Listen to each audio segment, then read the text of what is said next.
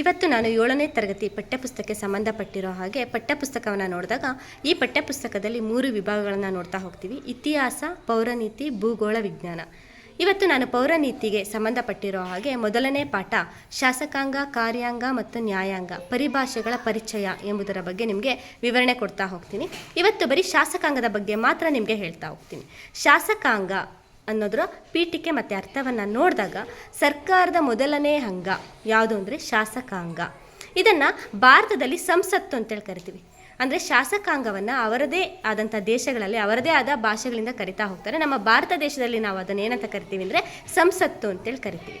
ಇದು ಕಾರ್ಯಾಂಗ ಮತ್ತು ನ್ಯಾಯಾಂಗದ ಕಾರ್ಯನಿರ್ವಹಣೆಯ ಆಧಾರ ಆಗಿದೆ.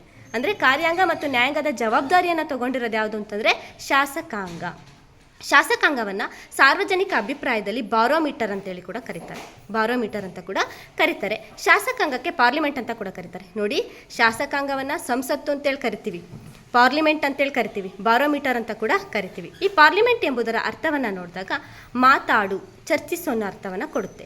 ಈ ಪಾರ್ಲಿಮೆಂಟ್ ಎಂಬ ಪದ ಯಾವ ಭಾಷೆಯಿಂದ ಬಂದಿದೆ ಅಂದರೆ ಫ್ರೆಂಚ್ ಮತ್ತು ಲ್ಯಾಟಿನ್ ಭಾಷೆಯಿಂದ ಬಂದಿದೆ. ಫ್ರೆಂಚ್ ಮತ್ತು ಲ್ಯಾಟಿನ್ ಭಾಷೆಯಿಂದ ಬಂದಿದೆ. ಫ್ರೆಂಚಲ್ಲಿ ಪಾರ್ಲರ್ ಎಂಬ ಪದದಿಂದ ಆಯ್ಕೊಂಡ್ರೆ ಲ್ಯಾಟಿನ್ ಭಾಷೆಯಲ್ಲಿ ಪಾರ್ಲಿಮೆಂಟಮ್ ಎಂಬ ಶಬ್ದದಿಂದ ಪಾರ್ಲಿಮೆಂಟ್ ಎಂಬ ಪದ ಬಂದಿದೆ. ಇದನ್ನು ಕೇಳ್ಬೋದು. ಪಾರ್ಲಿಮೆಂಟ್ ಎಂಬ ಪದವು ಯಾವ ಭಾಷೆಗಳಿಂದ ಬಂದಿದೆ ಅಂತ ಫ್ರೆಂಚ್ ಮತ್ತು ಲ್ಯಾಟಿನ್ ಯಾವ್ಯಾವ ಪದ ಅಂತ ನಿಮಗೆ ನಾನು ಎಕ್ಸ್ಪ್ಲೇನ್ ಕೊಟ್ಟಿದ್ದೀನಿ. ಇಷ್ಟು ಶಾಸಕಾಂಗದ ಪೀಠಿಕೆ ಮತ್ತು ಅರ್ಥ. ಮುಂದಿನ ತರಗತಿಯಲ್ಲಿ ಶಾಸಕಾಂಗದ ಕಾರ್ಯಗಳ ಬಗ್ಗೆ ನಿಮಗೆ ಹೇಳ್ತಾ ಹೋಗ್ತೀನಿ. Thank you.